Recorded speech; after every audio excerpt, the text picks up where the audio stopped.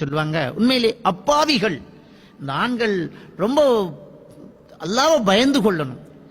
நான் உங்களை விட்ட வேற கதி இல்லைங்கிற ஒரு நிலையில ஒரு பெண் இருக்கிறாங்கிறதுக்காக உங்க இஷ்டத்துக்கு எல்லாம் செய்யலாமா?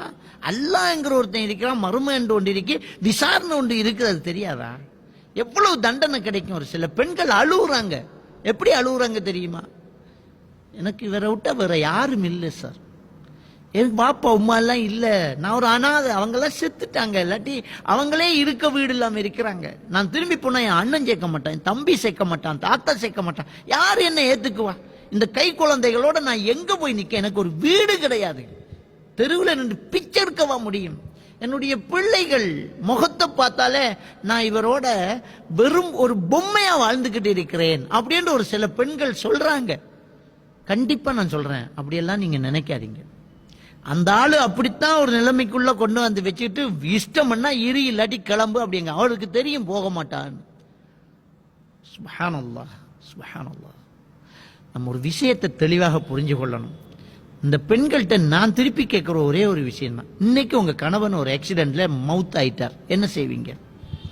அப்படி நினைச்சுக்கோங்க. இன்னைக்கு உங்களுக்கு ஒரு விபத்து நடந்து நீங்க நடுத்தருவுக்கு வந்துட்டீங்க, உங்க வீடெல்லாம் முடிஞ்சு போச்சு, நீங்க அகதியாக்கப்பட்டுட்டீங்க, என்ன செய்வீங்க? அப்படிங்கிறத நாங்க என்ன செய்யணும், தெளிவாக புரிஞ்சு கொள்ளணும். ஒரு விபத்தில் இந்த கணவன் மரணிச்சிட்டான்னு என்ன செய்வீங்க? நீங்க ஏதாவது ஒரு இன்சிடென்ட், நீங்க நடுத்தருவுக்கு வந்துட்டீங்க, உங்க வீடெல்லாம் காலி, ஒண்ணுமே இல்லை, என்ன செய்வீங்க? அதை இப்ப செய்யுங்கள். அல்லாஹ்வுடைய ரிஸ்க்ல நீங்க நம்பிக்கை இழந்துடாதீங்க. அல்லாஹ் தஆலா திருக்குர்ஆன்ல சொல்றேன், ஒமா மின் தாப்பத்தின் ஃபில் அர்லி இல்லா அலல்லாஹி ரிஸ்குஹா. இந்த உலகத்தில் உள்ள ஒவ்வொரு உயிருக்கும் ரிஸ்க் பொறுப்பு அல்லாஹ் எடுத்துட்டான். உங்களுக்கு எழுதப்பட்ட ரிஸ்க் நீங்க கணவனோடு சேர்ந்து வாழ்றதுனால அதிகரிக்கவும் மாட்டாது, நீங்க கணவனை விட்டு பிரிஞ்சு வாழ்ந்தா குறையவும் மாட்டாது. அதே மாதிரி தான் ஆண்களும். அவ தப்பு செஞ்சிட்டா, நான் அவளை விட்டுட்டேன், என் பிள்ளைகளுடைய நிலைமை என்ன? பிள்ளைகளுடைய நிலைமை ஒண்ணுமே இல்லையே. பிள்ளைகளுக்கு நீங்க எப்பவுமே தகப்பன் தான், பிள்ளைகளுக்கு நீ எப்பவுமே தாய் தான். அதை பற்றி நீங்க ஒன்னும் யோசிக்க தேவையில்லை. இந்த இடத்துல நீங்க ரொம்ப கடுமையான முடிவுகள் எடுக்கலாட்டி அந்த ஆளு தவறு செய்யறதுக்கு அது ஒரு சந்தர்ப்பமாகும், அந்த பெண்ணு தவறு செய்யறதுக்கு ஒரு சந்தர்ப்பமாகும். சிலது வாழவே முடியாதுங்க.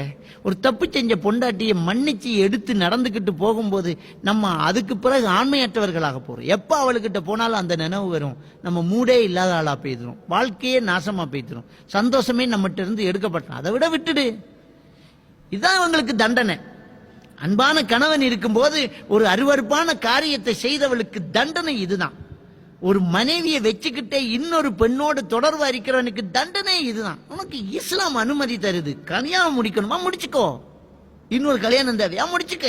அது என்ன தப்பான தொடர்புல இருக்கிறது? அது ஒன்னு ரெண்டு கிடையாது சார். சொல்றாங்க சார், அவரை போனை எடுத்து ஐயமோ நோண்டி பார்த்தா பல பெண்களோட செட் பண்ணிட்டு இருக்கிறாங்க. அந்த பெண்கள் மானம் கட்டவங்க. அவளும் எவ்வளவு மோசமான ஒருத்தியா இருப்பா, அவளும் ஒரு பெண் தானே. இந்த பெண்ணு பாதிக்கப்பட போறா, இவர் யாருக்கோ ஒருவளுக்கு புருஷங்கிறத அவர் நினைக்காமலே இந்த தப்பை செஞ்சுக்கிட்டு இருக்கிறாங்களே. அல்லாஹ் அக்பர். இதுக்கு சரியான முடிவெடுங்க, விட்டுடுங்க. இதை விடுறதுதான் இதுக்கு மருந்து. நேற்று கேட்பாங்க, எப்படி அவர் போன்ல பேசிட்டு இருக்கிறார், இது எப்படி நான் ரொம்ப நாசுக்கா அவருக்கு புரியப்படுத்த? ஏன்னா குழந்தை பவாவா அவருக்கு நாசுக்கா புரியப்படுத்துறதுக்கு அவர் என்ன பச்சை குழந்தையா? இதெல்லாம் இல்லம்மா, அந்த நாசுக்குங்கிறது இதுக்கு கிடையாது. இதுக்கு அடிச்சு செருப்பால் அடிச்ச மாதிரி பேசணும். சில சொல்லுவாங்க குடும்பத்துக்கு மறைக்கணும் தானே, இந்த விஷயத்தை மறைக்க கூடாது. விபச்சாரம் என்கிறதுக்கு தண்டனையே என்ன தெரியுமா?